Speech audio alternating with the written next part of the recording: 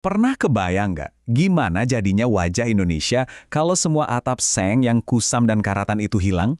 Selamat datang di Info Point. Hari ini kita bakal kupas tuntas sebuah program besar yang namanya Genteng Isasi yang digagas untuk bikin mimpi itu jadi kenyataan. Oke, kita mulai dari sebuah pernyataan yang mungkin bikin kita mikir. Presiden Prabowo Subianto bilang kalau atap seng berkarat itu lambang kemunduran.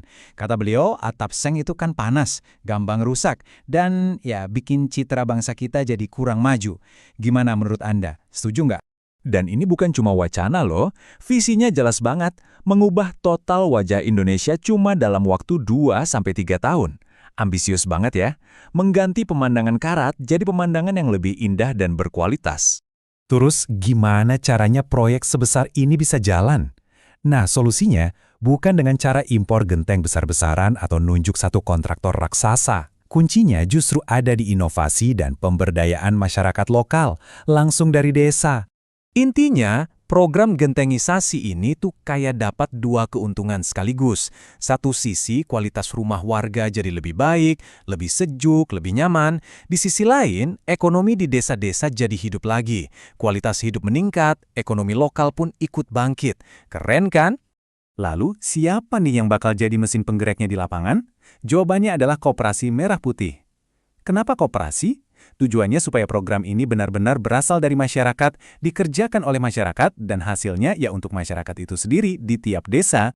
Nah, disinilah letak cerdasnya model ini. Bisa kita lihat ya, semua prosesnya dari produksi sampai distribusi itu dilakukan di tingkat lokal. Artinya apa? Artinya uang yang diinvestasikan bakal berputar di komunitas itu aja, menciptakan lapangan kerja dan keuntungan yang langsung dirasakan warga, bukan lari ke kota besar. Eits, tapi ini bukan sekedar genteng tanah liat biasa loh. Program ini pakai sentuhan teknologi yang cerdas banget, memanfaatkan limbah industri, jadi abu sisa pembakaran batu bara yang tadinya cuma jadi masalah lingkungan, sekarang diolah jadi bahan baku genteng yang inovatif. Jadi, apa aja keunggulannya? Inovasi ini bikin gentengnya jadi jauh lebih ringan, tapi sekaligus lebih kuat. Dan yang pasti, lebih ramah lingkungan. Ini solusi cerdas yang menjawab banyak masalah dari genteng tradisional sekaligus. Oke, idenya kedengeran bagus, tapi hasil nyatanya apa nih yang bisa kita harapkan? Yuk sekarang kita bedah dampak ekonominya dan gimana program ini menjawab keraguan-keraguan yang mungkin muncul, termasuk dari para ahli. Coba lihat angka ini bukan sekedar statistik. Bayangin deh, ada puluhan ribu lapangan kerja baru yang terbuka di desa-desa seluruh Indonesia. Mulai dari pekerja pabrik gentengnya, tukang pasangnya, sampai distributor lokal. Ini adalah potensi ledakan ekonomi di tingkat paling bawah. Buat para kepala daerah, ini tuh efek domino yang positif banget. Industri lokalnya hidup lagi, UKM berkembang, dan yang paling penting, warganya punya pekerjaan. Sebuah program yang hasilnya bisa langsung kelihatan dan dirasakan masyarakat. Tapi namanya juga proyek besar, pasti ada aja tantangannya kan? Pertanyaan ini penting banget. Apakah program ini beneran aman dan berkelanjutan? Para ahli punya beberapa kekhawatiran serius, misalnya soal dampak lingkungan dari tambang tanah liat dan soal beban atap di daerah yang rawan gempa. Dan ternyata, program ini udah nyiapin jawabannya. Coba kita lihat tabel ini. Kekhawatiran soal beban di zona gempa diatasi dengan genteng yang lebih ringan karena campuran abu tadi. Masalah lingkungan dihindari dengan produksi skala kecil di tiap desa, jadi nggak ada penambangan besar-besaran. Terus soal biaya buat warga, rencananya program ini gratis karena didukung penuh oleh pemerintah. Tentu saja, supaya program nasional ini bisa berjalan lancar, butuh banget dukungan dari para pemimpin di daerah. Makanya pemerintah pusat menawarkan insentif dan dukungan penuh biar visi besar ini bisa terwujud sampai ke pelosok Indonesia. Ini pesan kuncinya untuk para bupati dan wali kota. Anda nggak akan sendirian. Pemerintah pusat janji bakal mendampingi penuh, dari sebelum sampai sesudah programnya jalan. Ini jaminan yang pastinya bikin para kepala daerah jadi lebih tertarik dan yakin untuk ikut serta.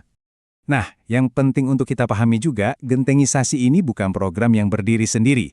Ini adalah bagian dari gerakan nasional yang lebih besar, yaitu ASRI, singkatan dari Aman, Sehat, Resik, dan Indah. Ini adalah cita-cita untuk lingkungan hidup di seluruh Indonesia. Slide ini nunjukin dengan jelas gimana gentengisasi itu nyambung banget sama setiap pilar ASRI.